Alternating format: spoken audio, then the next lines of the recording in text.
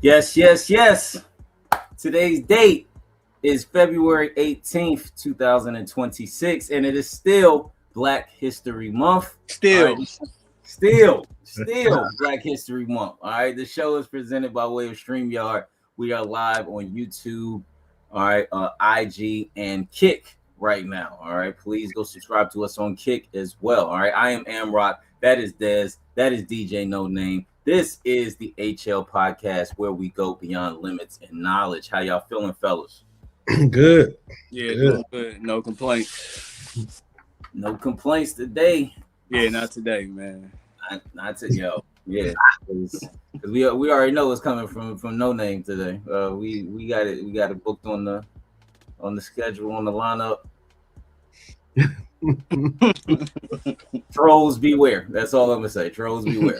All right, people, we are available on iHeartRadio and Spotify. Please hit that subscribe button to everybody that has. We greatly appreciate it.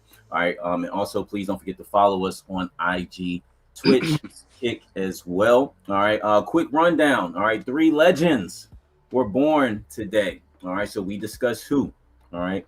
No, the Patriots did not deserve to be in the Super Bowl. All right, for everybody out there who's still trying to make it seem like they belong, no, they didn't. All right, and we will discuss that as well. No, we did not want Bad Bunny to sing in English. We wanted it all in Spanish, and that's exactly what we got. All right, and we'll discuss that, and we'll discuss also where does his Super Bowl performance rank. All right, now that it is concluded. All right, this NBA All-Star Weekend, is it back to form? All right, No Name will discuss that. Dez will be breaking down. All right, all I'm gonna say is love and movies. All right, love and movies, people. All right, great list too. All right, it's gonna be awesome. All right, do y'all know? All right, the black superhero movies before Blade in '98. We discussed those as well. All right, yes, before Blade and Black Panther, all right, could run. All right, there were a few black superhero movies before that had to walk. All right, and we'll get to that as well. All right, and the world's most known racist, Donald Trump, will discuss the monkey clip. That's all I'm gonna say about that. All right, now people, first up, we got the most known unknown. All right, and somewhat, definitely a sad one. We learned yesterday that Reverend Jesse Jackson, all right, rest in power, all right, passed away at the age of 84, people, at the age of 84. All right, Jackson was a protege of the great Martin Luther King Jr., all right, who after Martin Luther King's death continued to fight as a civil rights activist, who later served as a shadow senator. All right, and for people who don't know what a shadow senator is, all right, it is someone who is elected. He's an elected official, right, who represents an area or territory that lacks the congressional votes, i.e., a DC, right, because of the territory and different things like that, right. So, which is where he served in 91 through 97, right.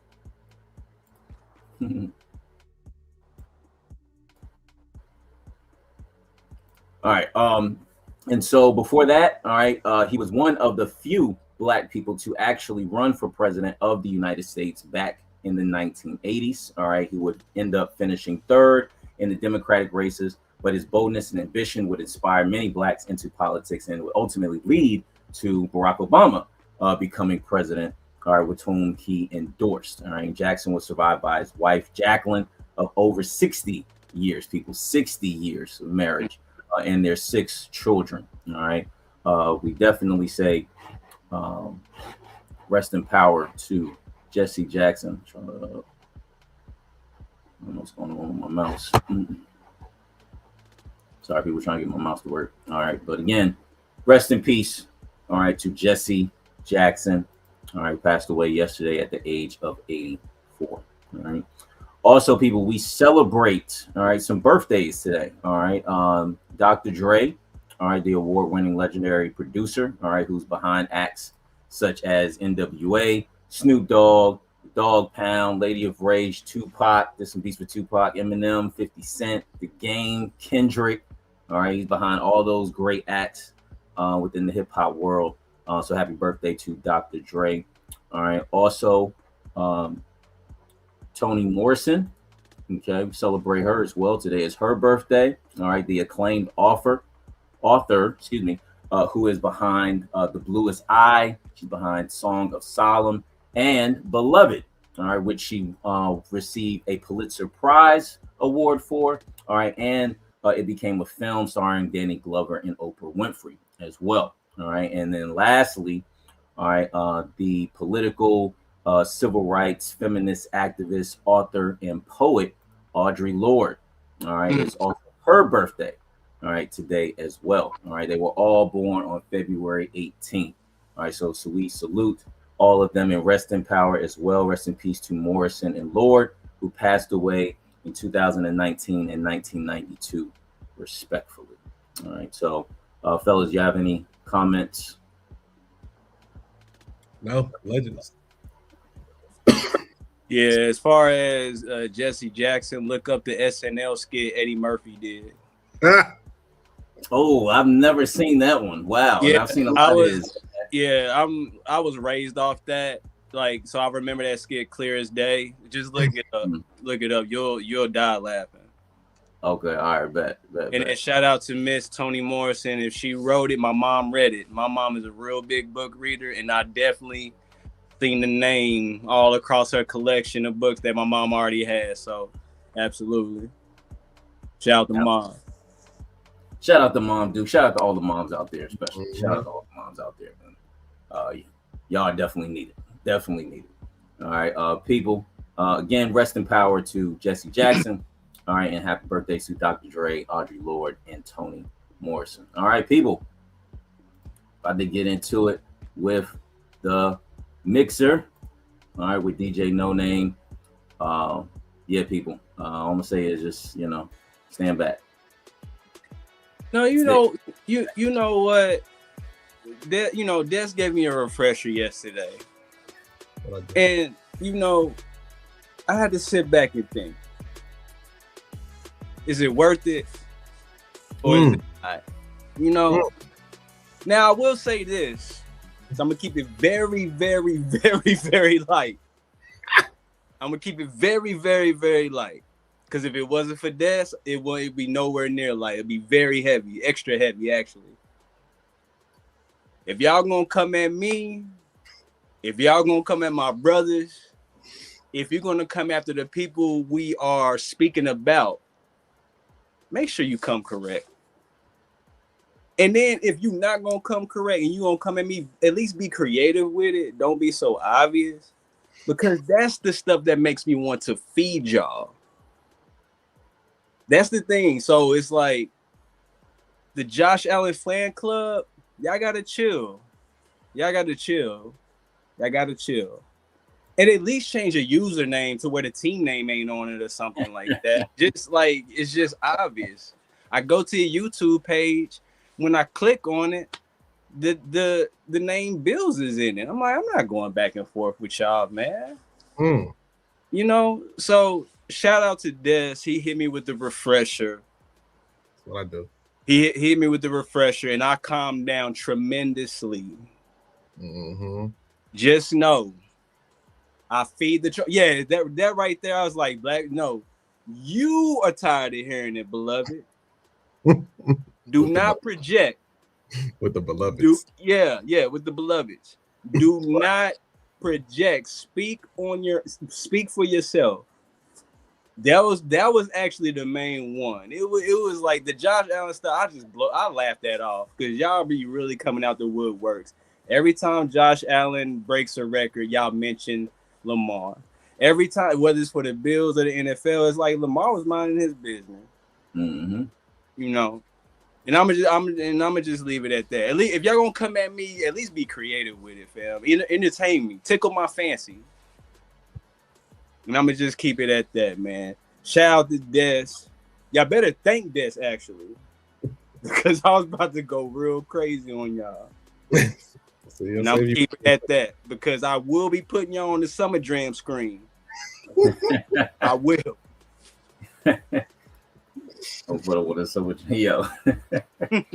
Yeah, people. Yeah, with the trolls. I mean, it's y'all are funny. Leave your comments, leave your tries. We saw one earlier. Look, y'all gonna keep trolling. You can get blocked. All right. We don't need to deal with all of that, man. Oh yeah, and let's be clear. I was like, yeah, I'm the person that blocks spam. I claim you as spam. All that. I don't have time. I've been on social media since you had to have a school email to get in Facebook. So I've been there, fam. Don't at least with me, don't try that, fam. At least, like I said, at least be creative with it or something. Other than that, I've been there, done it. I ain't seen it all, done it all when it comes to social media. Y'all gotta do better. Yeah, no, fact. Dang, that's crazy that you said that. Like, I totally forgot all about that you needed a freaking college or something email to like get in the Facebook when it first got started. That's crazy. Yep. Shout out to Tyler Junior College. Started it all. Also, this past weekend, all right, while everybody was booed up, of course, with Valentine's Day, all right, we also had, all right, the All-Star Weekend. Yes, sir. All right. No name. Tell us how you was feeling about it, man. So I did. The only thing I watched was the actual All-Star game, and I actually enjoyed it. I like the format. I like they was actually trying, and I'm not gonna say they restored the feeling. They just gave me hope, because the past few, y'all just taking one step in from the half court line, just letting it fly. Y'all letting people just blow by and dunk it on. We're not trying to see all that. We actually trying to be entertained. Mm-hmm. And what happened the past Sunday was very entertaining. Shout out to Wemby. He set the tone, and you already know Ant-Man ain't gonna back down either. So everybody else is gonna feed off that. See what happens when it comes back around next year, if y'all keep that format, and see where it goes. Now I will say this: with the dunk contest, I think the only way the feeling is going to be restored is if you get professional dunkers who are not in the NBA and put them in there, but so the NBA players don't get showed up. Because Matt McClung, I hope I'm saying your name right, beloved, you did your thing, and you earned what you won. You was going crazy, and I think he's from that family tree in some sense too, and you could tell by how he did his dunks. Mm-hmm. I think if you bring some outsiders in who are not in the NBA and who are literally professional dunkers and bring them in, the conversation would change and the NBA would definitely tighten up. Now, the three-point contest ain't never been boring to me. So seeing that Dame won it, like that Dame Dollar, Dame Time, I got a pair of your kicks. I need to get your recent ones for sure. He said he's coming back next year. Steph's coming back. Steph's gonna recruit Clay. And more than likely, Devin Booker's gonna come back, so we're gonna see what's up with that. And then the old head 3-point contest. Yeah, exactly. And then other than that, I didn't see the showcases on Friday, so I didn't see what that was about. Just see where it goes next season, because like I said, or next year or whatever, however you want to say it. Because I did like the format, and then if that happens with the dunk contest, like I said, the conversation would change. Yeah, I didn't watch the celebrity game or the skills challenge or none of the actually, you know what? I take that back. Did I watch? What was Friday night was the celebrity game and something. Oh, the Rising Stars. The Rising Stars, yeah. I watched a little bit of that. That was, somewhat entertaining. All right, some of the new guys. But I mean, All-Star Weekend, yeah, I mean, it hasn't been a good one really since literally a decade ago, like 2016. Right, speaking of that year again, right, was that was the last great All-Star Weekend that we had, right? That was Kobe's last one, right? That was the one with Zach LaVine and Gordon just went at it during the slam dunk contest. I think Clay and Steph, I believe, went at it during the 3-point contest as well. The celebrity game, I think like Kevin Hart was still involved in that. So it was like also it was a good celebrity game, but it was also entertaining. So yeah, I think that was the last great one. I mean, I don't know why they just don't go back to East and West format, full game. You know, I mean, sure, like this game was competitive, but I mean, that's all everybody was just asking for. Let it be competitive. You know, I don't get why we had to go to 3 different teams for it to get to a competitive state, and why Dame had to come out on a broken leg, do the damn 3-point contest and win it. You know, it's like, but yeah, I mean, shout out to, Adam. So I heard it, it seemed like it was a success, and they'll probably keep the format going. But all the 3 teams, and you got to play 2 games in one night, 3 games in one night, and get all of that. They just need to go away from that and just have just the East and West game, but the guys just be competitive. Like, maybe drop it down to 8 quarter minutes instead of 12 if you want to do something like that, But yeah, that's just me. Where you at with it, Des? Yeah, I didn't watch it, not because I thought it was a bad product. I haven't really watched the All-Star game in a while. They don't bother me. Like, honestly, I agree with Gary with the dunk concept. I've always felt that way. I've never thought that. I think after Jordan, like, I don't think NBA players should have to do the dunk contest. I think it's kind of outdated for them. Like, I get the allure of it, but I just think after the Levine dunk contest, we're done. Like, and I think that was the feel of it. So I do like the idea of bringing professionals in and having it be more entertaining and paying out. You know what I'm saying? As far as the All-Star game format, I wish I would have watched it because I didn't know they were doing all that. The NBA sports has been boring to me. Outside of boxing, I think it's been boring anyway. The general to me. For real. But basketball wise, yeah, I think I've been saying this since last year. I've been waiting for the 2026, like the season going into next season. That's what my team has cap space. I've been saying this for how long now? So I really can care less about this season. I've not really put much energy into it. I've been looking forward to the next season for both of my teams for a while. I think Gary has heard me preach on this soapbox for 6 years. I was like, 2026, 2027, because that's when everything changes. And but other than that, All-Star just strictly on that. It sounded like it was entertaining. I have to shout out to Keezy, actually, now that I think about it. I think he played the celebrity one, and I saw Glorilla come out. But other than that, Keezy, my barber, you know what I'm saying? I think Gary, you too. You know what I'm saying? Yeah. Shout out Keezy. Keezy, so like, yeah, I think that's all I saw from it. But I've never been a person who, not that I say it's entertaining and great. I do agree with Rock. It hasn't been good since Kobe, but once again, I'm more biased. I do think they need to make it more competitive, but it sounds like it was this one kind of. So I just think that the dunk needs to fix that. I think everything else that they do, the celebrity game has gotten cheesier. I miss the old MTV Rock'em, Jock'em, whatever that was, like stuff like that. I kind of miss those vibes of a celebrity game. When Kevin Hart was doing it, was entertaining. It was like the best celebrity game. He had me rolling. Yeah, those were pretty good. Yeah. So, but I think they'll be all right. I just think the NBA is in its transitional phase because, like Rock said too, the stars are older right now. So you're in this transition and phasing out, and the young ones are just competing, which is good. It's needed. So yeah, I just haven't watched it. I don't think I don't want to say I didn't watch last year's, but I must not have because I don't recall it, and it's rare for me to forget something with basketball, so I must not have watched it. But I really don't think I've watched an All-Star game since 2016, not because I think it's bad.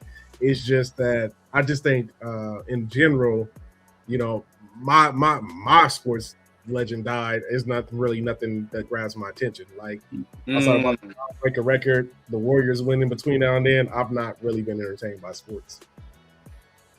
Yeah, no, I get that. And yeah, like I said, that was the last great one anyway. So, but yeah, I mean, shout out to, again, the NBA. It's like I said, it sounds like they're on the right track with trying to figure it out. But again, they could have just kept it how it was, just make it more competitive. I mean, I like, no name you brought up, Anthony Edwards. Yeah, he's one of the few young guys who like, I want to go at them old heads. I want to compete. Let's go like it's backyard basketball, or like like we playing on the playground. Like he has that mentality, which I like. Which it seems like Wemby does as well. Des, you brought him up too. Like those two combined have that mentality. So going forward, the league is in good shape. But again, I mean, it's a lot to do with the rules and different things like that. The like bring back hand checking and bring back certain things that amplify the defensive part of the game. I just really think that like that's really what's missing right now. Everything's just so offense, right? You got guys literally teams scoring 100 points by halftime. Like it's, how is that really competitive? Yeah, one of them games got close to 200, if I'm not mistaken, not too long ago, fam. And I was like, yo, I really want to see that happen. And it like the scoring just slowed down. It wasn't that long ago. Yep, it was that because that's what if you go back, because to Rock's point, it's the truth. The defense needs to go back. That's why I've always said against the Kobe Bryant argument, because they're like he had a terrible shot percentage, but if you look at the 45% that he shot in his seasons, like at the time that was like the standard because of how defenses were played. And then they switched the rules, and then they had all this allow more like this free game that's played now, which I enjoy. I love the scoring, but at the same time, it is an argument to be made for defenses because like it has changed. You don't have you can't even look at a guy without it being called foul nowadays. And like so it is an argument to be made with that. I do think that it's tough because that era does produce more injuries too, depending how they do with it. Because it's a pro and a con, a gift and a curse, I would say there. But I do agree. I think the rules need to change a little bit or be tweaked a little bit. But I think it's pending. Like I want to see when the old heads are gone. Like I really want to see what the league looks like because I think the league is like waiting, and it's really waiting for LeBron to retire because they don't know what to do. Because they don't like you can't force Anthony Edwards to be a face. He's not to me. I just it's not that like. You can't fill that gap. I think he can be. That's two different things. But he's not. Like, and like, did Luka play in that All-Star game too? Did he play? He barely did. Him and Joker barely played in it. He shouldn't be playing shit. He need to be sitting down. But so I guess ultimately, we'll see how it goes. At least my end. I just think that they're in this weird transitional phase, and it's kind of like when the company you just do massive layoffs, and then now all these positions they're pending to open, and people who you don't know what's going to happen and where we're moving to. I just think that's where the NBA is at. It's been like that for a while. I think honestly it's been like that since the Golden State Warriors won their last title. It just was like you have these young ones and they're not bringing in. Go look at the numbers with OKC winning. Like it didn't. The city was great, but like the product itself. Like ratings and stuff, and yeah. Oh, and two more things before we move to the next subject. The Levine and Gordon dunk off, was that when D Wade was a judge? I can't remember. I don't remember who. Because then they go to sudden death or something like that. Yeah, I think you're right. And he's a clown for that. I want to put that on wax. D Wade, you are a clown for that. That's the reason why. That's the reason why I wanted to make sure you are a clown for that. And I forgot what the second thing I was going to mention because I was just wanting to make sure I wanted to let people know that D Wade was a clown for that. Yeah, I remember that because I think he didn't want to vote for Gordon when Gordon he looked down and did the math in his head, and then he did the score to that to make them go to sudden death. I wasn't feeling that. Yeah. Because Gordon won initially, and then when it went to sudden death, I think Levine did that one final dunk, and but Gordon had the more. They were both. It was that was awesome, man. That was the last great one, but Gordon had it like those last two he did during the regular round. He had it. Yeah, like he did the one where he was seated in the air, like and then the one where he grabbed the thing off and then spun and fam. Yeah, like, man. He killed it. But again, Levine killed it too. Like his dunks was incredible as well. Like I don't want to, but that sudden death one, Gordon should have won. But point and Wade voted or didn't vote, and then that's what gave basically Levine another shot to win it. So, that shit was crazy. That's the second. That's the second thing. I was about to say, Rock your boy Kawhi Leonard went crazy too. Yep. During the All-Star game? Yeah, he went crazy. forgot about that one. Yeah, he went crazy. If they would have won, he would have got MVP by landslide. Like he was going that crazy. People forget Kawhi Leonard be healthy. Ain't nobody stopping that man. That man probably be like he was not. He hit like 7, 12 in a like shots in a row or something like that. Yeah, he was going crazy. That boy cold. Yeah, he had his moment. I think it's a wrap for even if he is healthy. I think it's a wrap for a while. Oh yeah, he done now. I think his body even got him. When he was healthy, he had that chance to be like, yeah. But like now. Mm-hmm.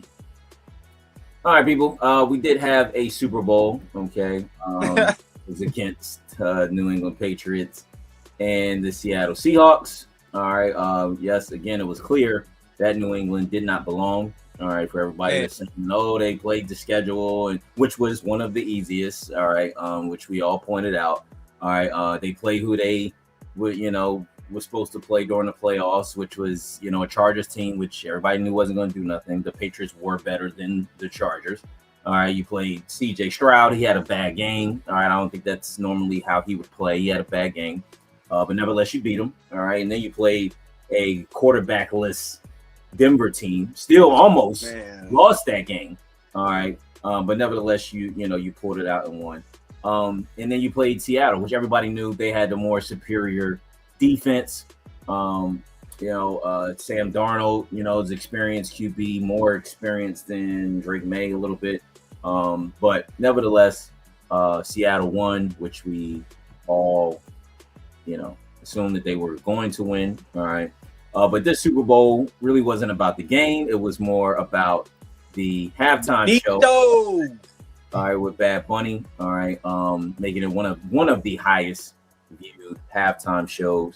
All right, it was crazy. You had Lady Gaga come out there, which I completely forgot or didn't know that she was Hispanic. But hey, shout out to her. Ricky Martin was out there boogieing. All right, he had everything out there. He had the women. All right, he had LGBTQ. All right, he had the Hispanics. Hey, I don't care what y'all say. All right, black people, we didn't know the language. All right, or some of us don't know Espanol like that. We was boogie. All right, the music. All right, music make us boogie. All right, we was boogieing. I don't care. I don't care what he was saying. Some of them junks. I was getting down. All right, I was boogieing a little bit, but nevertheless, still a great play. He had a whole damn wedding. All right, happened. This was real people. All right, that was a real wedding. Yep, it was a real wedding that he had going on, which was crazy. All right, which still caused this man to just be at home looking like this. All right, just ill with it, looked like he about to be on his deathbed. But nevertheless, it was still great. And then of course the great Coco Jones killed it. All right, honoring Whitney, the late great Whitney Houston. All right, I like how she did that. That was awesome. But yeah, what was y'all take on the Super Bowl in its entirety? The game, the halftime show, was it significant? Did y'all even bother to tune in? Yeah, I love Bad Bunny. I'm a Bad Bunny fan, so like he wasn't gonna do no wrong. Auntie said I got a lot of girlfriends. Yeah, come on now. Like that's yeah. That was the Bad Bunny Bowl. I loved it. I enjoyed it. I thought it was an incredible performance. Thought he did his thing. The Super Bowl itself, I didn't really watch it. Raiders didn't play, like I told y'all. I wouldn't watch it. Shout out to my brother who's a Seattle fan, so he was happy. Like I could care less, but for the most part, it is. I don't agree that the Patriots didn't deserve to be there. I always say when it comes to the playoffs, everybody has the same equal start. You win and you lose, and that's just what it's easy to say. But the regular season gets you the invite. Playoffs is where you prove you belong to be there. And they beat the top defenses. They earned it because there was some of those defenses were incredible, and they had a good defense this season. But I wouldn't say they didn't belong there, especially statistically speaking. I think there's only been 3 top teams ever make from the Super Bowl standpoint, and with that with the soft schedule, I would say. I think 3 with the 72 Dolphins, and I think a Colts team. I don't know. I saw it in Madden one time, but well, I think I don't know. I like them showing up, but I think was good. I do agree with what you were saying with the schedule, but I want to add this asterisk. They did beat the Ravens. They beat Buffalo, split with them, but outside of that, I get it. And then when you get to the playoffs, that is. But they did. I'm gonna add one for you. They also beat the Steelers, but now having said that, those are the Bills and the Steelers were the only two teams during the regular season that they played that made the playoffs. Just saying. Hey, remember, I will go back to 2022. They were saying the same thing about your team. Shit. Hey, remember they. And then if you go past, we went to Super Bowl and we lost. We had to come back and redeem ourselves, didn't we? So we're gonna see what's up with the Patriots. We're gonna see what's up. No. I think too. That's two different conversations, and I'm gonna tell you why. Because if you compare the Patriots to when y'all went, everybody kept saying, "Oh, y'all didn't deserve to be there," right? And then, they was hating on y'all. Yeah, it was hating on y'all. And y'all lost again this year. And then y'all lost again this year, and then people were saying, "Oh, see, it proved the fact that they didn't belong to be there." And there's more nuances to it, especially when you talk about the OC and all that stuff like that. Yeah, they can say that though, but we came back and we did win it. So, but that's the argument this year, see what's up with the Patriots. We gonna see what's up. We gonna see. I just think the argument this year, when you look at both, especially y'all's two teams, both y'all's teams was predicted to win. Sure. For sure. Especially the last two with the Ravens, it was the last 2 years for sure. So it was that better prediction. So for New England, their floor was not even to get there. So for the fact that they got there, now to Rock's point, and what I agree with, that's why I compare it to y'all, Rock. I think it was like y'all 2022 season, because we're New England. In my mind, this is me, and I agree with you. They messed up to get there. Now you now have to get yourself back and prove that you belong there. And I think it's harder to do the second time around. For sure. This year, I give it to them because you beat a top 5 ranked defense, top 1 ranked defense. And you know what I'm saying? And they did that. Like how they got there, that's debatable. But like they in the playoffs alone, that's when they earned their merit and they handled their business. Do I think they were going to win it? Heck no. And do I think if that was these playoffs were played again, that's why they're not. Would they win now? I just think there's more nuance. I think Nico even play, offensively, in that versus. I don't think Nico Collins played against when he played in that game. Did he play? I don't think so. Nah, he was out. He was out. Yeah. So there's that. I don't care about Bo Nix being out because Bo Nix been inconsistent all season, so that didn't matter. And we've seen one team win with a backup quarterback, so there's no excuse at this point. Either you win or you don't. But that's my end with them. Bad Bunny did his thing, iconic. You know what I'm saying? That's it. The show. So I want to say first and foremost, shout out to Coco Jones. My cousin has producer credits on her Grammy-nominated album. Shout out to Mason, Mason Music. Number 2, I ain't gonna hold you. I got kind of hyped when Ricky Martin popped up. I was like, oh shit. And I saw the beard. He meant business. I saw the beard. I was like, oh, he ain't right around. And then Lady Gaga, fam, I had to take a minute to figure. I was like, fam, that was you? It even took the internet a minute to figure out that was her. So I ain't know. I know she looked different every time she popped up, but I was like, man, I really had to take my time to see if that was her for real. And Bad Bunny killed it, man. They're like, you can't be denying that, fam. You out there denying, you gotta look in the mirror. Bad Bunny killed it. I love the stage design.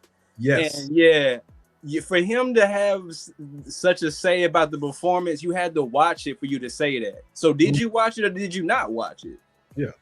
You know what I'm saying? If you swore up and down you didn't watch it, but you had a whole 3-4 paragraphs about how the performance was bad, you have to watch it in order for you to say that. So did you watch it or did you not? And then outside of that, I was Seahawks all the way. Shout out to Mike McDonald. He did his thing. He made it happen. And just so y'all know, it is on wax. The new era is upon us, beloved. Is upon people in the Super Bowl right now. We're talking about the Super Bowl. We getting a new Wu-Tang album? Thank you, Rock. Thank you, Rock.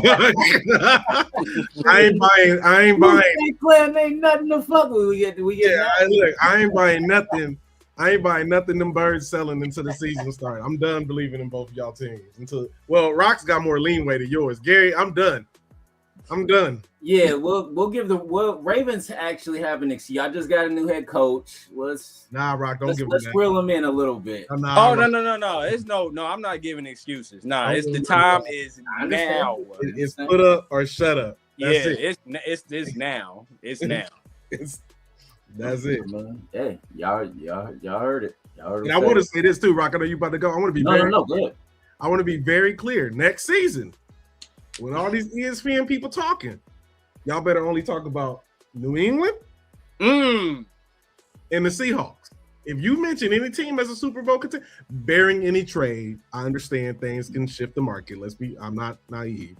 But the reason I say that, once again, because all I heard this whole season, Ravens, there's no expectation for neither one of those teams right now. They're still champions teams. They didn't win.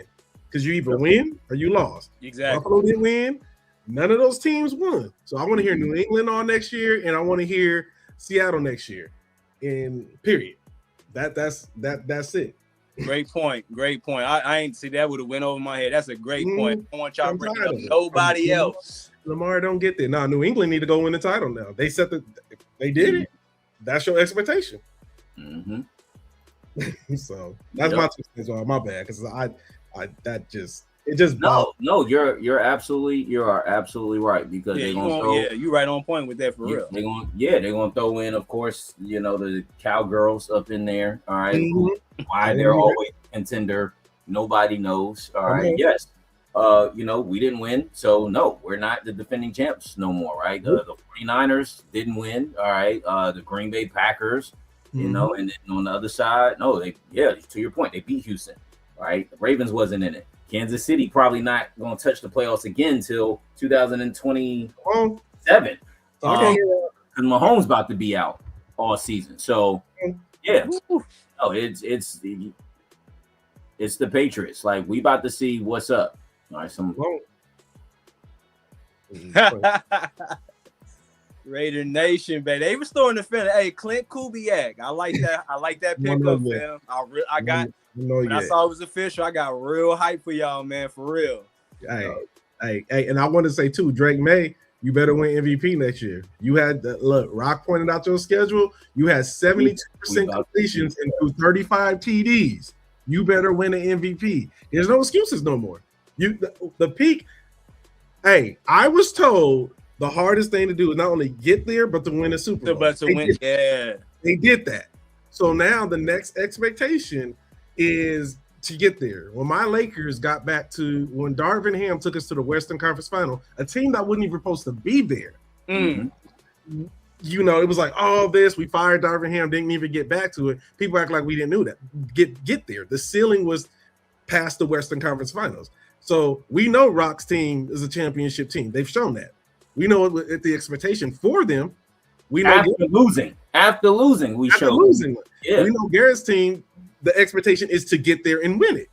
So now 2 teams who've been there, one who won, like, as fans, and like, I'm stripping the whole Josh Allen. I'm stripping it away from those people who are going to come at Lamar. And this ain't even that. This is just strictly winning and losing. Josh has to get there and win. Lamar has to get there and win. Jalen is just building legacy at this point. The other 2 are too. I'm going to be very clear, but it's different after winning that Super Bowl. Yep. Jalen only needs a season MVP in another Super Bowl at this point. That's my point. Yep. But no, that's a fact. That's a fact. All he does need is a season MVP, and we're gonna see. That's it for the Patriots. Definitely, and for Seattle too, right? I mean, the NFC has normally been the more competitive because, especially over the last 2 decades, the NFC has had different champions, right? There's been the Seahawks teams, our teams, the Niners, Green Bay's been in the mix. We had teams in the mix, but normally every year it's a different team. You don't get back to back like you do in the AFC. AFC is literally the Chiefs, Patriots, Steelers, Ravens, Broncos, Colts, and Patriots. I'm trying to think of another, and like there was some other teams got thrown in the mix, like the Bengals one year, and the Raiders, y'all went, that 1 year. But so with the Patriots, we gonna see what's up with y'all. Again, y'all had the easiest schedule. I think y'all got the 5th hardest schedule going into next season. Talk about it. You know, as far as playing teams that actually made the this year's playoffs. So we are going to see, and the AFC should be a little bit better this year. Again, y'all not gonna have to deal with Mahomes. The only thing y'all gonna have to deal with is Allen, Lamar. Justin Herbert should come back better. CJ is gonna come back better. But Mahomes, people, y'all don't have to deal with him at least for another year. All right, he got hurt in November. He's gone all next season. They're not playing him. All right, so you can throw Kansas City out. All right, off the break. So we gonna see. We gonna see what's up. That's all I'm gonna say. Y'all, they made it. Now, to Dez's point, now this is the real challenge. Do it again. And the reason I'm saying is because I remember 2022 when them Eagles was there. All I heard how soft their schedule was, and I don't know. I'm not a fan like Rock. I don't know if that's the same year y'all went to the Super Bowl. We did go. We went. That's the year you went. Okay, here's another thing, and then I want to bring Joe Burrow in this too because I love how you mentioned Cincinnati because they still give Cincinnati a championship expectation despite what's going on there every year. And my thing is, Jalen Hurts got to a Super Bowl twice, and he balled out in both Super Bowls. And we act like that don't mean nothing. Now, I am not a football fan, but I don't disagree how hard it is to get there to win. And I want to make it very clear, we discredit what's going on with a quarterback who's got there twice, split 1-1, and act like nothing happened. Y'all said he was soft, came back, won it, and then now we'll be going with it. Like, so that's all I'm saying for New England. So Drake made you on the clock, just like Josh, just like every elite quarterback, you on the clock, just like Dak. You know what I'm saying? Because next season, this time, I want Drake May to put up the same numbers he's putting up to prove that he belongs in those conversations. Yeah, absolutely. Yeah. And people, and just real quick, the Jalen Hurts hate, man. People just don't like that he's a little stoic. All right, like he doesn't feed into the BS, and they can't stand that. Right? They ask him a question, he gives them pretty much the same answer. He doesn't get riled up. He doesn't get upset. You might see it on his face a little bit, but he's not going to verbally express that, and people can't stand that about him. That's just the vibe that I get. You know, when it comes to that. So, but nevertheless, Drake May, you are, and Sam Darnold. Listen, I forgot Sam. Come on. They won it, but everybody recognized that this was basically almost like LOB Part 2, right? I mean, you know, they had a pretty good defense. Definitely not the Legion of Boom. Those guys were ridiculous, but you know, 3.0 or whatever you want to call it. Sam Darnold, you know,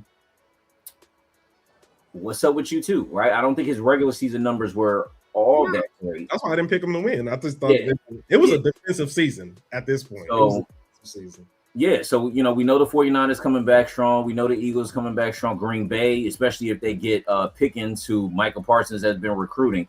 You know, they could be serious. So, you know, Seattle too as well. I mean, just like again, every year, the team that goes next year, what y'all gonna do? And that's the hardest part about football. It's hard to repeat. That's why people like what Kansas City did, even though, you know, you can't stand the whole Taylor Swift and Kelsey phenomenon that it was. Right. And, you know, a lot of people can't stand Mahomes because he's half black, because of this, because of that, whatever. What they did, getting back to back and winning back, that was still pretty remarkable because that's hard as shit to do in the NFL. All right, it just is as we've seen. And so, but again, you know, shout out to New England, shout out to Seattle. All right, they made it. All right, Seattle won it. But next year, this is going to be the season, 2026. We're gonna see. I think we're gonna see who's really the elite franchises or the elite teams or what have you going forward. But people, all right. Again, appreciate everybody tuning in. All right. If you're watching right now, hit that subscribe button so you can, you know, listen to us every other Tuesday. We are on. Shout out to Doobie, as always, during this episode and all of our episodes. We greatly appreciate it. Everybody, please hit the QR code right here above me, right here. All right, hit that QR code, HL Podcast for discounts, energy drinks. They got the whole works over there at Dewey. So shout out to Dewey. All right, people about to get into the real MC. Yes, all right, sir. What you got for us? Oh snap! Hold on, let me get my list back up. My what's the name just went away because I didn't. Pretty good list too, people. Hey man, look, I gotta get this one right, man. I wanted to run this back.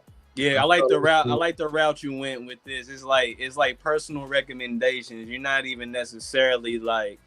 I like how you lined this one up. I was looking forward to this one. Yeah, man, I'm sure the goal here was to try to do something different for Valentine's Day. I've been trying to figure it out. And what I wanted to do with this one is I wanted to give personally my top 5 stories about love are how I saw love. And these are not like, oh, I'm just saying this to say it. These are actually my personal favorites. Exactly. And we're starting it off number 5 with Pursuit of Happiness. That's number 5 for me right there because I was a single dad. That movie's one of my favorite movies. It is like literally one of my favorite movies. I'm probably gonna watch it when I get time. I thought Will Smith and his son did a phenomenal. What was that? Yeah, son. He looked a little different when I didn't see it. Yeah. I had a double take. I was like, wait, it is his son. Like, I was like, yep. I had to stop for a second. I was like, that ain't his son. Like people forget, like he was a little movie star there for a second. He had Pursuit of Happiness. He had After Earth. He had Karate Kid. And I'm an After Earth fan. I think I'm like only the 1% who loved it. But like, hey, it was just good. And this one, basically, what it taught me was responsibility. This one, it just taught me responsibility to be able to show up for your people, even when you have so much going on and it feels like nobody's showing up for you. It's a lot, and it can be a weight. So be grateful. My number 4 here. I got. Wait, hold on. Why is my list going backwards at this point? Oh, I see what it did. It did it the opposite way. But my number 4 is my favorite 50 First Dates. I believe that should be 50 First Dates. Okay, thank you, Rock. I'm about to say. Now, 50 First Dates is special to me because this one taught me commitment. It just taught me. It was cute. It was funny. It was all those things, but it showed me that love is not always convenient, and it's not always going to feel good. But discipline is still the best vitamin you can take, and it's still showing up, even when it doesn't feel like the person's remembering you showing up. So First Dates is a big one for me. My number 3 is going to be one of my all-time favorite, Insecure. Or Sylvie's Love. Sylvie's Love should be Insecure or Sylvie's Love. Insecure. Go Insecure. I got Insecure up here. Yeah, I got it. Yeah, go Insecure. Insecure. This one is just self-love. This one taught me self-love and self-work and the humility it takes to do it. And I want to shout out Issa Rae for making this because when I first watched Insecure, I didn't know what to expect. And looking back at it now, with the original eyes I looked at it, to rewatching it now is completely different because it showed me that working on yourself is just a progress and it's a continuous thing. And I always tell people, it's not me versus Rock, me versus Gary, me versus my wife, me versus whoever. It's really me versus me in this life. And I'll say from an artistic standpoint, the best creative project you can ever work on is going to be yourself. And reminds me of that. My number, I guess 2 on it. It's in no order. Where we at? Sylvie's Love, I think is next. Is it Sylvie's Love? Yep. Okay, there we go. Yeah, because my list is all messed up on my end, y'all. This one frustrated me a lot. If you've never seen the movie Sylvie's Love, it's worth watching. It's a phenomenal film. I think it's so underrated, but if you've never seen it, it is an incredible love story. But this one taught me that love is patience. And it is important to be patient. It is important to know that not everything in life is going to be on your time. And sometimes the best thing you can do is wait and let things play out. Control the controllable. And my number 1, just to wrap this up, my number 1, my all-time favorite. This was going to be on the list regardless because it is literally my favorite movie. Boomerang, y'all. Boomerang, favorite movie. And it is only because love shall always bring your ass home at night. Like, seriously, Boomerang is like, it was the first time I saw a movie like where just Eddie was just different in it too, because Eddie's one of my favorites. Yeah. But particularly like just how it challenged him, and it was just such good movies back then. It was hard because I was gonna put Mo Money on here too, because with Mo Money, that's one of my other favorite movies. And for the people too, because I have people who inbox me and TikTok, all that. The reason Love Jones is not on the list, because I had a few people inboxing me and ask. It's not that I don't like Love Jones. If somebody doesn't like Love Jones, it's literally something wrong with them. It is one of the greatest films ever. This one I was trying to do it differently, and I wanted to do it differently because Love Jones, if it was on the list, it would be 0. Not because it's nothing, it would be 0 because it was the first film that showed me love. Or just the idea of it. But for me, these particular films, and a lot of this is looking back at it. So if you've never seen any of these films, if you've never seen any of the TV show Insecure, I encourage you to watch it. And I encourage you to watch them repeatedly, because it was the first time I got this. This is coming back like years later and looking at this stuff to be like, dang, I kind of got a nugget differently that I didn't get that first time, especially 50 First Dates. It hits every time I watch it. So, but yeah, that's my list, y'all. That was a real good one.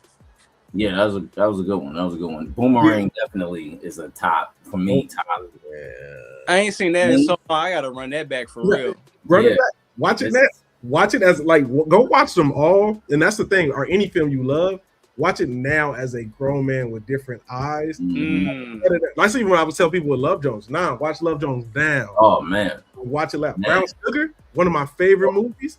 Brown Sugar is one of my favorite. It hits so much different to me. Dang, say I ain't seen Brown Sugar in forever either. Yeah, but you gotta like, and that's why I tell people it's like, and I would tell it like every birthday or every space you in, watch it again.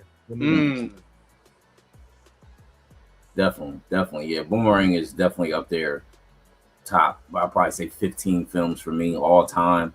Of course, you mentioned, even though I know it wasn't on the list, Love Jones. Yeah, Love Jones. Yeah, that was the first film. And for us, especially for me, come up, and then I'm a little younger than these two, little younger. But no, coming up for me, like I watched all the movies because my older sister watched them. Like that was her thing, so looking at it, to your point, Des, looking at it at a different lens now, being an adult, man, like that really should, like, love can be complicated. I mean, like.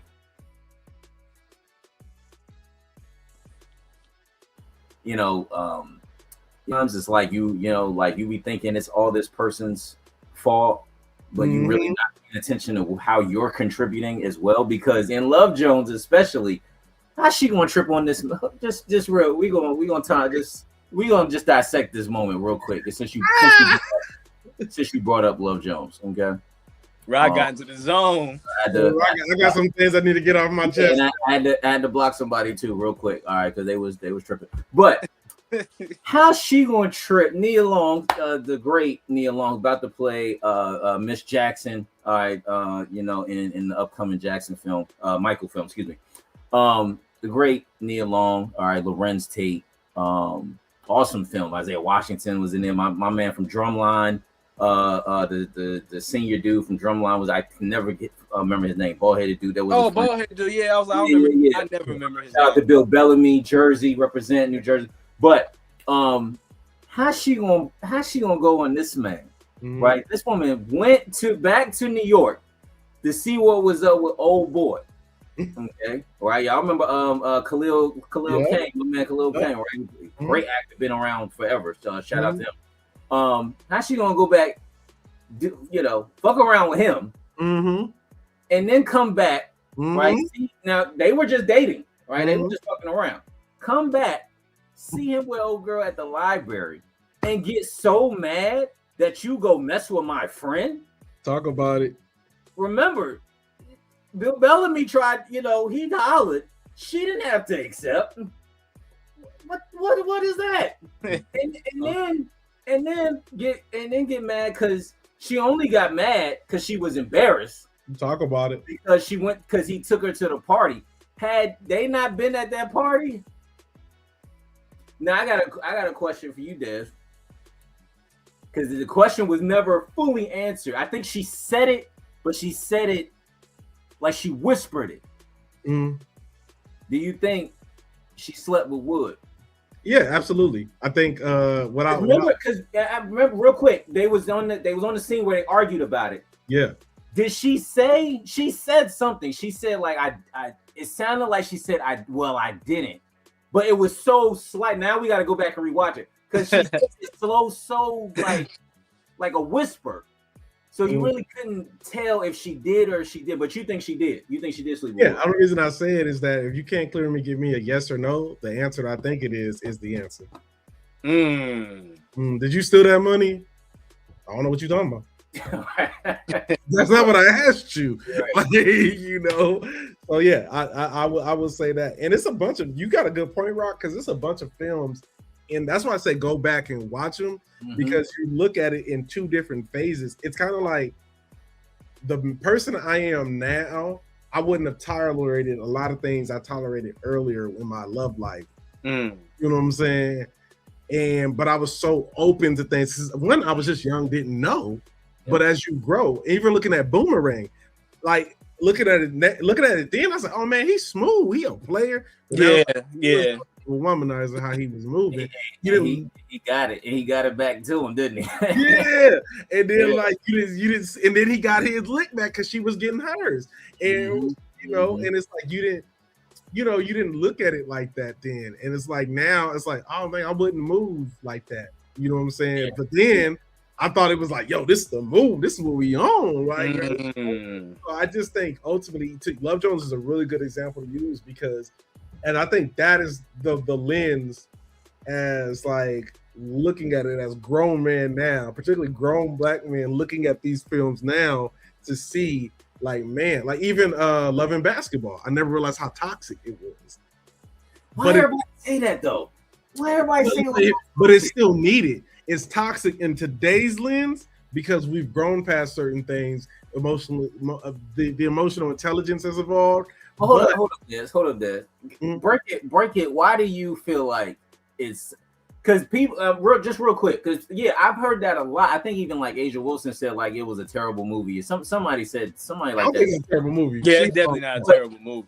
Yeah, but she's not the only one who's like people really don't fuck with Love and Bad. I'm like, how do y'all not? And what made it so? That first of all, we got to remember they were young. This was young love. Too, right? And that's always complicated in some way, shape, or form because you're young. But what in your perspective, what made it toxic? I think I'm speaking more for. I know Omar's character had his stuff, but there's the problem. Let me say this too. Well, no, let me get before I get there.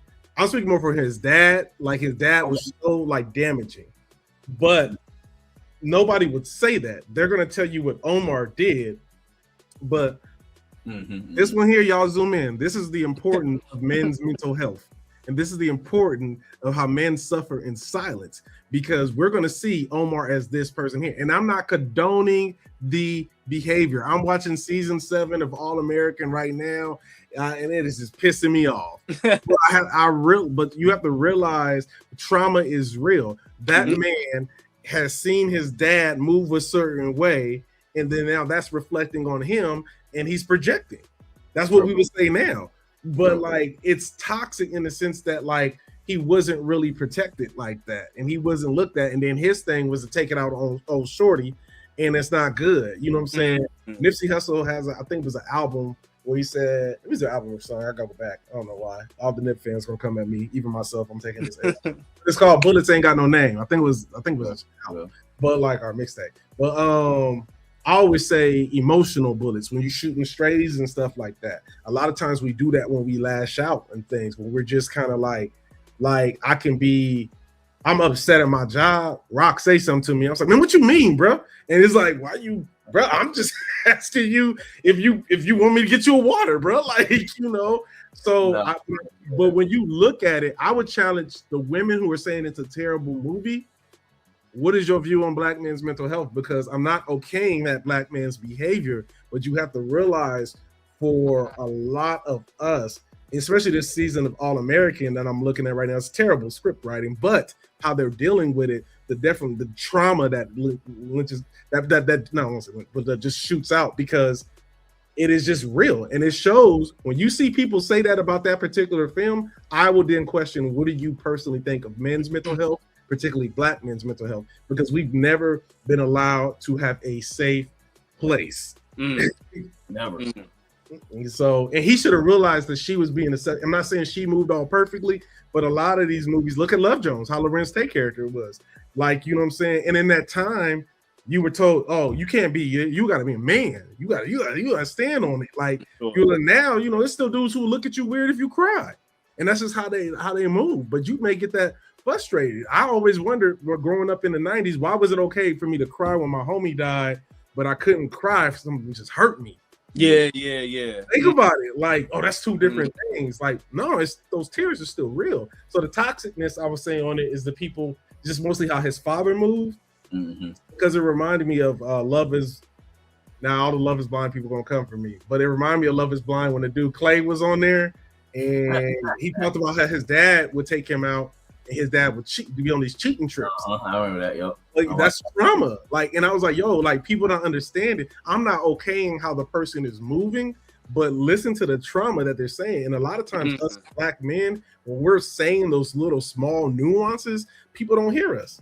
And I see that all the time in movies. And we always got to have this crazy wild breakdown. So to answer your question, this long way, Rock, I would say I don't agree with the people who say that it's a terrible movie, because it is one of the best films of our times, and especially for Black people, it's a very important film. But he was carrying a lot of trauma. I think even if it was if you were rewrite it now, it would probably be different. But you got to look at what that brother was carrying. All of those characters, look what they were carrying. The mother, you know what I'm saying? Like, your father shapes it. The movie is toxic. Like, I'm not debating.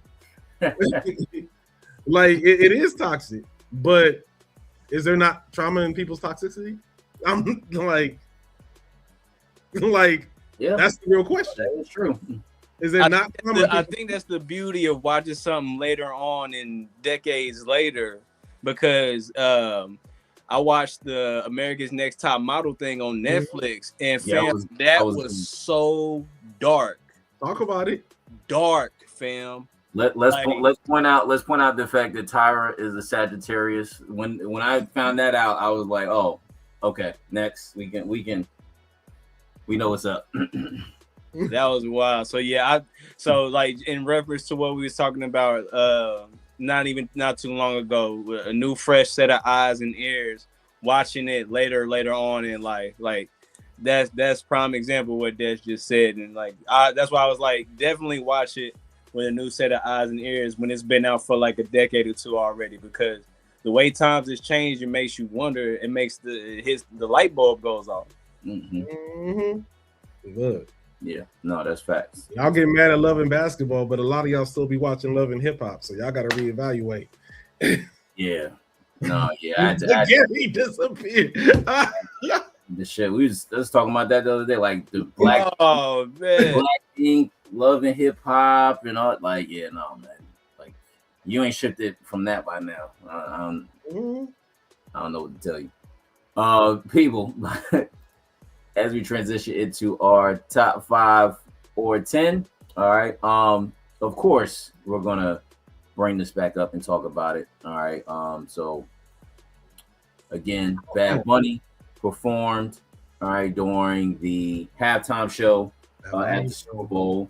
All right. So anytime anybody performs, especially over the last decade, it's automatically thrown in as the top halftime show of all time. All right. You know, that's just how people are moving today, right? J. Cole dropped the Fall Off, and it's the greatest album of all time, better than Marvin Gaye's What's Going On. Now people need to stop. I'm just saying, like, I know you're just saying, Rock. Them Fall Off people stop.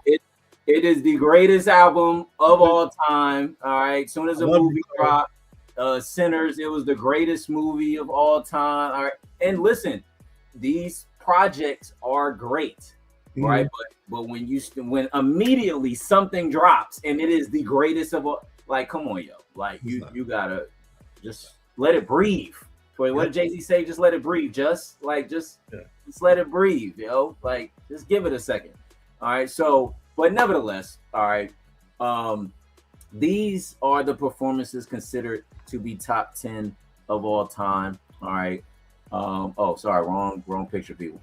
That's gonna come up. I don't even want to know. All right, that's gonna come up later. But all right, for the Super Bowl, all right. So you had a few, right? You had Prince in 07, all right, which everybody does consider one of the best. All right, you had Dr. Dre in Friends. You had Rihanna in 2003. All right, you had Beyonce in 2013. I think this one showcases a few of those, right? You had Beyonce, Rihanna there. You had Kendrick. All right, Dr. Dre and Friends. You had Lady Gaga. All right, Madonna, Michael Jackson are a few others that get thrown in the mix. All right. Yep, there's a few here. Okay. Usher in 2024, U.N.I.A in 16. Of course, Kendrick last year. All right, and then of course you had Bad Bunny this year. So I want to start with Dez on this one. All right. Where would you rank Bad Bunny's halftime performance? Well, let's get the biggest elephant established. There's never going to be a number one. Michael Jackson will have that for life. Even if you outdo Michael Jackson's performance, I want to be very clear. I don't want to put the number that high because there had to be a reason. Even if you outdo Michael Jackson's performance, there's two things that people always got to consider. Because I remember Michael Jackson's performance. I think I was like 8, but like I remember it was like 90 something, 93, 90 something. I can't remember. 93. It was 93. Yeah, 93. I get the date right. But like essentially, no social media. Bingo. No social media. And the man got up there. TV views. Just TV views. Just did what he did. Next, I'm going to pick the West Coast one because that one just was like dope to me to see. I didn't like a lot of it because I was like, I wish it was more West Coast, but I get the optics of the Super Bowl. Mm-hmm. And then the only reason I'm putting Kendrick third is for hip hop. Like it is just that is the only reason. My two after Mike are just two hip hop ones. So you can't ask me. I'm gonna be biased and always pick hip hop. And next you can flip Beyonce or Bad Bunny.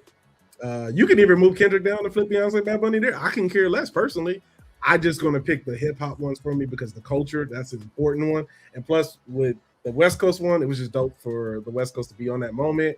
With Kendrick one, it was dope to see hip hop get there and to do it in the beef stance. That's shit they're never gonna see something like that again. And with Bad Bunnies, I think culturally, but then Beyonce, that formation, you know what I'm saying? Like it was just dope. But I think everybody, oh man, I'm out of pocket. My bad, Prince. I forgot. Prince is, I mean, golly. Rain, Wild, Purple Rain. Yeah. I couldn't remember the list. I couldn't remember. I just remember Mike. Damn. So okay, who I put? Okay, Mike. Flip Mike or damn. Where do y'all go? I can't do it. Once I saw Prince, matter of fact, my list don't matter no more. Mike and Prince, everybody else, Mike, Prince, and hip hop. That's why I'll just leave it. Yeah, Prince. I was like, I want to say Prince is my number one. 2 is Michael Jackson, and then everything else falls under. I do want to say this, Beyonce, it is your fault that the lights went out because the Ravens were blowing out the 49ers. I'm blaming you. Oh, that was that Super Bowl. Okay, yeah. The lights went out when they was pulling away, beloved. And then that's it. I enjoyed Usher's. I'm not sure where our rank is. I did enjoy Usher. Yeah, but yeah, man, Prince. Yeah, exactly. But yeah, Prince and MJ, man, everything else falls under. And adding to Des's point, with no social media, none of that, the man just sat there before he even started, and people were going crazy. What was it? Two whole minutes? That's why I was like. That's why I didn't want to make up. I didn't want to make up how long he was sitting there. Just know he was. I couldn't think of it either. I knew he delayed it. Yeah, it was like two or 3 minutes. He just and people were going absolutely ballistic. So whenever y'all have a chance, you young whippersnappers out there, look it up on YouTube and just do the knowledge. Mike was the man. Yeah. One that people just forget about that I actually enjoyed, Rihanna's. I actually enjoyed hers. Be honest. And everybody thought she was gonna come out and do the whole performance, but then that's when she also announced that she was pregnant. And so that, you know, and once you saw that, it was like, okay, you see on why the floating stage too. Yeah. And then so you see why the performance went the way that it did. Like she couldn't do, you know, like it was a, you know, a concert or something like that, you know, all the theatrics with it. But I actually enjoy her. I mean, and people forgot how many hits that, because remember, she hadn't performed in a minute, right? She was all, you know, making babies and, you know, performing, not performing, but doing her cosmetic line or beauty line and you know, all of that. Like she becoming a billionaire, all right, you know, stepping away from music and becoming a billionaire. And so for her to come back into that space and people like remember like how many songs she had, it was dope, especially for her being pregnant. Shout out to the women out there. Like again, her being like Serena Williams. That's a good point. I forgot about the Australian Open while she was pregnant. Shout out to the women out there, man. They be doing their damn thing. But yeah, I think that's just one that needs a little bit more love. But yeah, Prince, MJ, pick whoever. Yeah, Bad Bunny, you know, for what it was. Yeah, it was awesome. I think this was the first one that was, you know, entirely in a different language, right? You know, I think like J-Lo and Shakira had little elements in there, but not fully, right? You know, Espanol. So yeah, it was dope, man. I mean, you know, he took a stand on a lot of things, right? You know, he had people, you know, Pedro Pascal, Cardi B was also just dancing around, you know, and say like it was cool. It was a great performance again. Having a real life wedding in there, bringing in a Lady Gaga who the hell hates Lady Gaga, right? She's invited to the barbecue, right? Like, and then Ricky Martin, everybody, you know, loves him. So I thought it was dope. Where it ranks, you know, I won't give it top 10, maybe number 11, maybe 10. Oh, you know, you gonna do Bad Bunny like that? Like I said, maybe 10. I mean, because all of these, I mean, Prince, phenomenal, MJ, phenomenal, right? Beyonce's was great. Kendrick, for what it stood for, all right, that was definitely a good one. I didn't like his song choices, but for what it stood for and how he, you know, made it theatrical. I thought that was in the statement that he made was great. Yeah, Usher's get slept on too.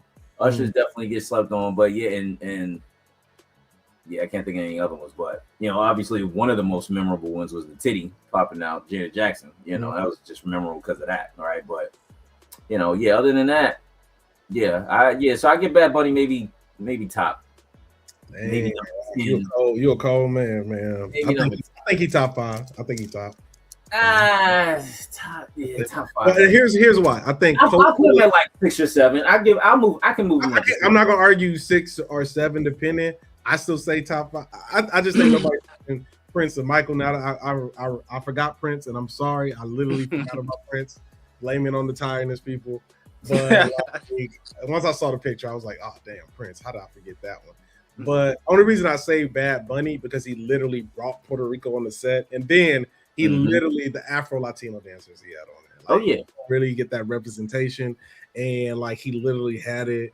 You know what I'm saying? Auntie, I don't know why I got so many girlfriends, but Bad Bunny did his thing. You know what I'm saying? So, but I can't argue with if somebody didn't have it. I do argue with people who arguing with the numbers. It don't matter, people. It don't. Rock said it best when he started. Those numbers are so irrelevant. Like I said it when Kendrick got here last year. It's such it means something. I don't want to take it away, but those numbers don't justify. And I'm talking about who had the number 1? It does not justify. Yeah. Because the reality is you're not catching Michael Jackson. You're not catching Prince. And like you're moving the goalposts because it's all subjective to what you like. Like Rock, he ranks it here. And that's okay that he ranks it there. You know, I forgot Prince. There's about to be a ton of Prince fans like this man is an idiot. Don't listen to anything he said. And I am. I forgot Prince, y'all. Like I feel embarrassed for forgetting Prince. Like my mama gonna get mad. Not mama gonna get mad. Yeah, man, I should have forgot. And I got purple on. Like, dang, bro. Like, Prince. Purple Rain, and then it starts raining. That dang, bro. How you forget? Put Prince at 1. Matter of fact, next week ask me again. I'm gonna put Mike back. I don't know. Damn, how I forget that.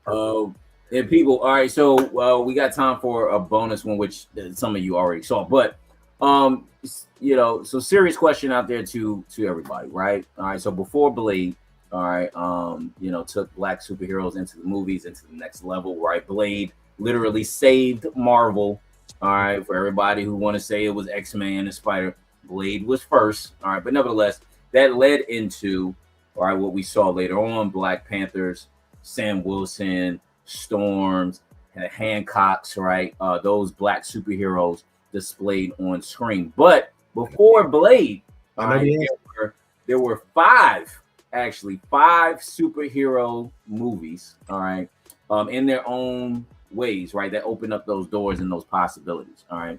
And so a few of them I already showed, all right. Shout out to Hip Hop from the 90s, all right, stole this from his page. But all right, you got Meteor Man there, you got Blank Man, Steel, The Last Dragon, and then also, all right, throw in there Spawn. All right, everybody sleeps on Spawn as well. All right. Now, I'll say this. I just rewatched Blank Man. All right. Classic movie for that time. But where would y'all rank, all right, those the original black superhero movies? How do y'all feel about those? Let it fly, Des. You got it. This is a good episode, y'all. Like, I was like, man, we vibing, it's good. And it just took this man. How long we been doing this week? This took this man 40 hours something in to fuck this up. Like, I thought he was coming with it. I thought it was gonna be like he said the first. So I was like, okay, Rock coming with the facts. And then he bring this bullshit. They are not the first. They are not the first. But if I have to rank them, if you want, hold up. Please elaborate. Then, who are the first black? You can pull it up. It will show it. Pull up Abar. It's ABAR. It's 1976 or 77. He's technically the first. Right, well, now you sound like Skip Bayless going back to. I mean, he is though. He technically is. Was the girl? All right, we know about Babe Ruth. Here's a little Black History lesson for y'all, real quick, on Black History Month. Technically, the first is a comic book, 1947, named Lion Man. I think it was a comic book, but Lion Man. He was the first. Okay. And then it's another one. It was a female named Butterfly because she was in one. It was actually a brother who I thought it was dope. Mm-hmm. I'm gonna find him on Instagram because I always follow him, and I'm gonna send it to you on Instagram. But he just re-talked about this, and I was like, finally somebody's talking about this. But Lion Man, if you look him up, 1940 something, and he was technically the first. And I don't know if it was a comic book. This is why I can't remember a little bit too much. Then Butterfly, she was female, and then it goes in the film. Ibar, they called him Black Superman, was technically the first. And that was, I think, Black Exploit. Am I saying exploit? How you say Black Exploitation? Yeah. And then when you go Black Panther, and then you go Wonder Woman's twin sister, or Nubia, and then Blade. Okay, well, look, to be fair, again. So this is why I took my glasses off. One, I'm talking about, actually film, and then again, cult classic type movies. Like these are, I get what you're saying. No, there's definitely a history for these films. Now let me see your list. Let me see your list if I can rank. Yeah. I'm just saying these are the films we all came up on, the ones we all know, and these were the forgotten ones, right? Like as soon as Blade and Black Panther, obviously took off, people forgot about Spawn. Like this was the movie in '98, right? And he was a super anti-superhero, if you will. People forget about Meteor Man and Blank, like these, and they had stories to it, right? Last Dragon, even though he's technically not a superhero movie, like a black karate dude, like that was everything to us, right? Like that was a huge, that was it. Now Shaq is still, y'all want to put that last. I understand Shaq, Shaq is still, but like those were the superhero, like those were the movies that we looked up to before, again, the Blades and all that. Fair point. I still take my glasses. Yeah, I understand what you're saying though. There's definitely a history of, don't get it twisted. No, you're absolutely right about that. I'm just saying, like in our era, the times we came up in, these were the pivotal ones that, created that shift. Mm-hmm. I'm gonna go Last Dragon, Blank Man, And Meteor Man. Now I'm gonna say this, and I really hate saying this because I just got Meteor Man on DVD because I wanted to watch it. Ooh, that's We were just talking about how like, oh, you got to rewatch it, and it was so bad. Like, and it was like, but I loved every minute of it. I just don't remember it with these eyes. It was just kind of like, if you know what I mean. I'm not saying, look, Rob, look, don't come at me, bro. I just was like, damn. No, I know what you mean. I feel that way about Notorious, the B.I.G. biopic. I'm a Biggie fan, right? Everybody know I'm a Biggie fan. So like I watch it just because I'm a Biggie, but that movie was so bad. Like, and they could have did it just so much better. So I feel you on that. I feel you on so it's it. So it's still, I'm gonna put on there because Shaq was on the Lakers, but like other than that, you could have put something else on. I can't think of put Static Shock. They're not. So, but you can flip Last Dragon or Blank Man for me because they're literally two of my favorite movies. And I had literally, y'all been to the crib. I got a Blank Man poster when you walk right into the crib. That's my shit, man. Damon Wayans is a favorite of mine. So. Yeah, I got Blank Man number 1, Last Dragon number 2, and then Meteor Man number 3. Still, I don't remember Still for nothing, fam. So I can't even. I don't remember that for nothing. I got a question after you go, Rock. I got a question for you after you go. Yeah. No, out of these, definitely, just having rewatched Blank Man. Blank Man was a very serious movie too. I mean, my grandmama getting shot up, and they're getting blown away, and like that was a very serious movie. But and it like I loved how like the movie the tone was very serious, but then you had the comedic relief of the great Damon Wayans. Like he's just for not like a comedian, and then David Alan Grier, even though we all know he's a comedian, how serious he was and how he, like that was, and then Robin Givens, Nia Long, all of 90s, just incredible, right? But Blank Man definitely number 1. Last Dragon, people sleep on, man, and man, Bruce Leroy, come on, bro. Come on, man, Last Dragon, man. Yo, was that? I get a mix.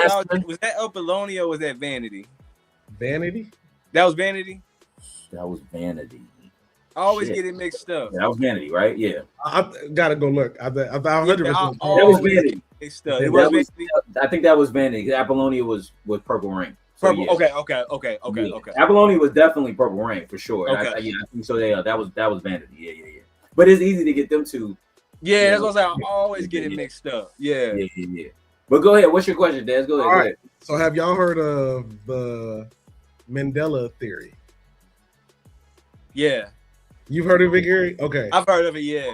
So I've heard it, but refresh my memory on what. Let me pull it up and to make sure I explain it right. Yeah. I was like, don't ask me to explain it because I ain't gonna be able to be clear. Mandela. Or is it called the Mandela effect? Maybe I'm saying it wrong. Mandela effect, yep. Okay. Mandela effect is a psychological phenomenon when large groups of people share a false memory of an event. That's where I'm gonna leave it at. Let's get back to where I'm going with this. The biggest one out there, because we're doing this nostalgia run, they say Sinbad never had a movie called Shazam. Hey, let me do you one better. My roommate has the bootleg. Yeah, they say it never came out. They say it never existed. If you go Google it, when you get a chance, Rock, Google it. They say this movie would never existed. And Gary, I'm with you because I watched the movie. I know I watched it. Yeah, even though that's wild. But they're telling you, look it up. If you look it up, they'll tell you. That's crazy. Yeah, super crazy. Yeah, it never. That's a Mandela effect. It's a bunch of things that when you get a chance, Rock, just look into it. Like Mandela effect, it's a bunch of stuff that they say never existed. I'm like, that's not true. I remember that. But they gaslight you to say it different. But when you said that, it just reminded me of that. So yeah. Wow, that's crazy. Like we definitely all remember that. I mean, you got 3 people who we just heard somebody say they got the bootleg of it. So like, where we going with this? Like, yeah, that's crazy to say that shit. Don't say that loud, Gary. They will come after you. Like, as soon as this episode over. What happened to Gary? Him in that bootleg missing. That must have been something with the studio or something, because to say that never existed, like that's crazy. They trying to retract it. That movie was definitely.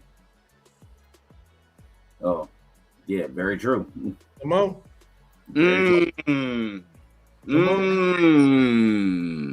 Clearly, they're saying love and basketball never happened. I'm telling you. Oh, I mean, soon they're gonna say Tupac and Biggie was white. You know, so that's coming within the next 10 years. Just so y'all know, that's coming. Truman all, and Bartholomew. all of them. Martin Luther King, X, all of them was white something. You know, yeah, but you know that's that. All right, people. As we wind down, all right, we're gonna wind out with what's the question. All right, so literally, I think it was right after our last episode. This happened. All right, so wanted to discuss Trump's clip. Okay, that he posted, which displays the Obamas, all right, on the bodies of monkeys. Okay. All right, and this is a reminder of how the majority of white America feels about the black people in this community, even if they are not outwardly expressing it. So I wanted to dive into it by quoting from an article written by theblackman.com, all right, as shown on msn.com. Okay, he had a great take on why this image is important. So why monkeys? Okay, why monkeys? All right, because in America, all right, liking black people to animals has never been random. All right, it has been a tool. Okay, enslavers used it to argue Africans were less than human. All right, scientists, all right, distorted it into race science. All right, politicians weaponized it to excuse chains, whips, lynch mobs, Jim Crow, and voter suppression. All right, and when you deny someone's humanity, you deny their rights. All right, and eventually their lives. All right, and this is not an isolated behavior. All right, this is a pattern. All right, the same political figure launched his national career by pushing it the birther lie. All right, that Obama was not a U.S. citizen. All right, not legitimate, not truly American. All right, and that was Trump who pushed that narrative. All right, since then, we have heard immigrants from African nations dismissed, all right, as coming from shitholes. All right, Somalians. I know y'all remember that. All right, when we talk about Caribbean islands and Africans as shitholes, Somalians described as garbage, and black-led incentives branded as tainted under the attack on diversity, equity, and inclusion. All right, programs that were never about favoritism, but about access long denied. All right, now words matter. All right, and images matter more. Okay, psychologists will tell you that repeated dehumanizing imagery, all right, does measurable harm. All right, especially to children. Okay, especially to children. We all know, all right, they have been attacking the kids, all right, targeting them in making sure that they don't know about history, our history, black history, American history, all those different things, all right? And so when the president operates in such symbolism, all right, it gives permission for bullying, all right, for employment discrimination, for unfair, massive incarceration. Which all these things we have seen, right? Young black people do not experience these moments as abstract politics. All right, they experience them in hallways, online spaces, classrooms, and as we know, in workplaces. Okay, and where being called a monkey is not a satire, but threatening dehumanization.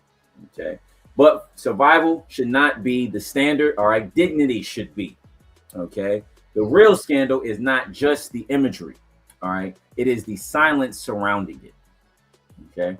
Where there's an outrage from business leaders who break bread with power, all right, while families struggle to afford food, all right? Where this is sustained pressure from media institutions that soften coverage in pursuit of access, contracts, or future ventures, all right? Where are the politicians of all the parties who understand that democracy cannot survive when hate is normalized at the top? All right, where is the outrage from the black churches, from the black attorneys, from the black educators? Okay. Scripture warns us plainly. Death and life are in the power of the tongue. Okay, that's Proverbs 18:21. Okay. All right. And I normally don't quote the Bible, but that is Proverbs 18:21. All right. In modern America, that tongue includes images, policies, budgets, and omissions. All right. And dehumanization is never just rhetoric. All right. It is rehearsal. All right. History teaches us that once a group is portrayed as less than human, violence rather than economic, psychological, or physical will soon follow. Okay. Jobs are stripped, contracts are canceled, protections are erased, and the public is told this is efficiency, not cruelty. All right. So I leave y'all with this. All right. This is a quote from Dr. John Henrik Clarke, which I also posted on my page as well. With all that being said, okay, Black people don't owe anybody anything but an ass whooping. Period. And that's all I have to say about that. All right. What did y'all think about that when that dropped? Because I know that was literally like 2 days after our show, so we didn't get a chance to talk about it last time. I know I normally end it with my soliloquies, right? But what did y'all think about that when Trump dropped that? No Name, what did you think about that, man? Release the Epstein files. There you go. That's all I gotta say. Very interesting, because I'm gonna be honest with y'all, I ain't see it. I ain't hear nothing about it until Wifey came on and talked about it, and I was like, oh, okay. But I'm gonna say this: I'm not shocked, I'm not surprised, but most importantly, I am not distracted. I'm not distracted. There we go. We know what we're dealing with. And I will tell everybody this: is important for you to look out for your people and look out for yourself. That's why I said the best project you can work on is yourself, and keep working and building your tape, because outrage cycle is predictable with those people. And my focus is I'm not going to react to somebody who I don't even care what they do anyway, because that's idiots do idiotic things. I say focus on the action, focus on policy, focus on getting out there and voting, focus on participation. I agree with Rock 1,000%. And I want to add that this dehumanization isn't new, because we've already heard what this man done said. Monkey imagery isn't new. The tool been used for centuries to strip rights, to minimize people and voices, and that's what they're going to continue to do. The real question I'm going to ask people in this moment: are you going to react emotionally? Or are you going to organize strategically? If you're offended, we all have the right to be offended. That is okay. Now, I will tell you is take some action. Whether you go vote, whether you show up, whether you study policy, you go run. I don't care what you do. Maybe you want to be the change that gets in office. Build economically, build with your people, because outrage without action is only entertainment. So I don't care what that man does, because he has been there to try to strip everything that our ancestors put together, and I can care less. My job is to make sure we have it to tell the next generation, because we are the elders to keep it forward. How we do that, I'm not going to sit up here like I know people. I don't. I really don't. I'm doing my best to get all the books that I know to get. I'm doing my best to get the materials that I know to have. A lot of the books, they'll put, it's on the ban list. Everything's going to be on the ban list. But, but I would say get out there and vote. If you don't believe in voting, well, cool. You run for office then. If you don't want to run for office, whatever your little community, how you want to affect the change, go do it. But anybody who is going to be one of the millions of trolls that Rock probably blocked today, I don't care. I hope diarrhea. I hope you go deal with what you got to do, because we got enough shit to deal with. We don't need that. One thing we should all be able to agree on, if we live in this world, is that we want it better for the next generation. And if you're not about that, fuck you. Well, I think we should leave it on that note. Absolutely. Everybody, thank y'all for tuning in. Greatly appreciate it. As always, greatly appreciate you guys. Everybody, please make sure you subscribe. All right, on YouTube. All right, Twitch, Kick, Spotify, iHeartRadio. Follow us on IG. We greatly appreciate it. Y'all got anything y'all want to say before we get up out of here? I appreciate y'all, man. Hey, I appreciate my boys, man, my brothers, man. They moved this around for me, had something to come up, and I appreciate y'all. Y'all know what it is. NBA season's back. Yes, sir. Yeah, Luca, if you can play in the All-Star game, since I got that confirmed, you should be playing this week. Because when a 42-year-old man is playing and you're not, I got questions. I ain't gonna say much. You see what I've been doing all season? I mean, all episodes. Drink water and wash your ass. Not the slap, though. You understand? Do that and take care of yourself out there. And on that note, peace and love, everybody.